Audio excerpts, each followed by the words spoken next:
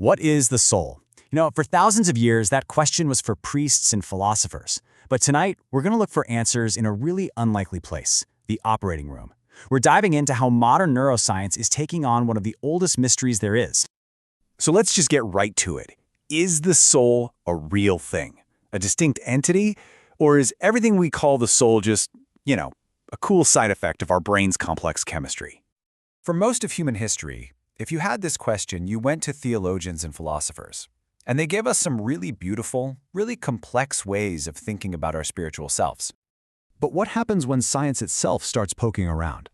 We're going to follow the incredible journey of one neurosurgeon who spent a lifetime with his hands literally inside the human brain, and he came to a conclusion that just turns the whole materialist worldview upside down.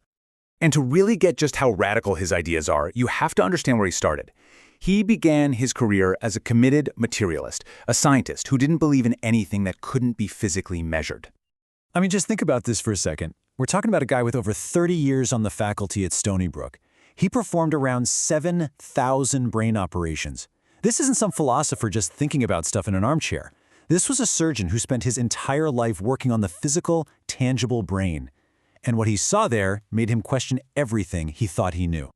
And this is where the story gets absolutely fascinating. He started encountering patients whose very existence seemed to defy that core idea that the mind is purely a product of the brain. Okay, so on the left you see a pretty typical MRI scan. The skull is full of brain matter, just like you'd expect. But now, look at the image on the right. That's one of his patients. All that dark area, that's not empty space, it's spinal fluid. This woman was born missing about 2/3 of her brain. Now, just looking at that scan, what kind of life would you imagine she has? Well, get ready for the twist. She's not just getting by, she's exceptional. She was an honor roll student in high school, has a master's degree in English literature, and is a published musician. So this just begs a massive question. How can a person with only 1/3 of a brain achieve all this if the mind is just the brain? All of a sudden, that question, which sounds kind of strange at first, becomes a really serious scientific inquiry. The evidence from cases like hers suggests the link between the brain and the mind is way, way more complicated than we thought. Another piece of this puzzle comes from a group of patients who went through a really drastic procedure, having their brains surgically split right down the middle. And the findings from these cases are, honestly, they're just mind-bending. So let me walk you through this incredible experiment. Researchers would show one image, say a baseball, only to the left half of the brain. Then they'd show a completely different image, like a broken window, only to the right half. Now remember, these two hemispheres can't physically talk to each other anymore. But when the patient was asked what happened, they'd put the two together and say, the baseball broke the window. The surgeon uses this amazing analogy to explain just how bizarre this is. He said it's basically like taking a chainsaw, cutting your laptop in half, and then watching it still work perfectly fine as a single computer. It just completely defies everything we know about how integrated hardware is supposed to function. So that leads to this huge question. The researchers themselves had to conclude that there must be some unified aspect of the mind, a single consciousness that could see the information from both physically separated hemispheres, something that wasn't divided even when the brain itself was. All right, the next piece of evidence comes from a completely different line of research, those famous experiments on free will. And what they uncovered shows this really surprising difference between our impulse to do something and our actual power to choose. So a researcher named Benjamin Libet found something pretty shocking. He saw a spike in brain activity, he called it a readiness potential, that happens about a half second before you're consciously aware that you're about to do something, like flip a light switch.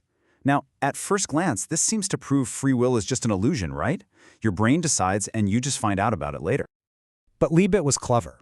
He asked his subjects to veto their own decision at the last second. So get ready to flip the switch, and then consciously decide not to. And what he found was incredible.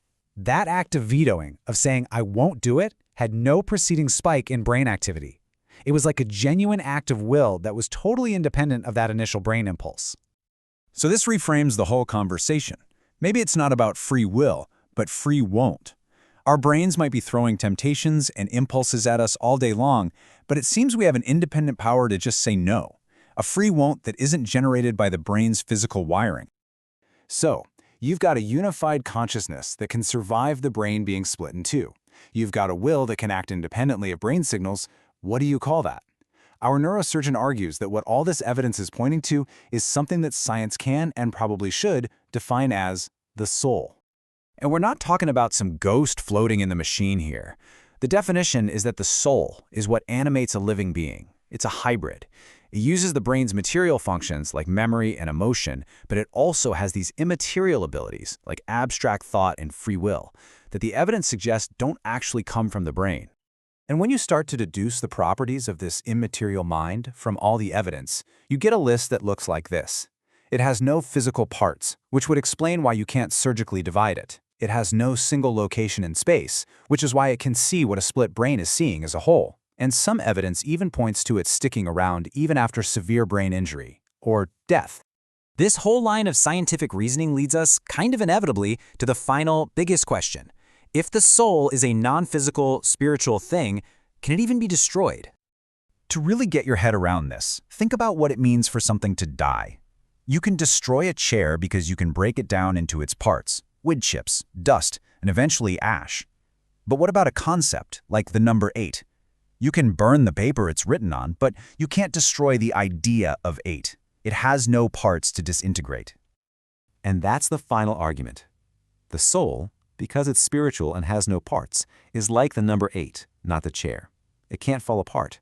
It doesn't have a physical off switch that you can just flip. Your body has an off switch for sure, but your soul, it seems, does not.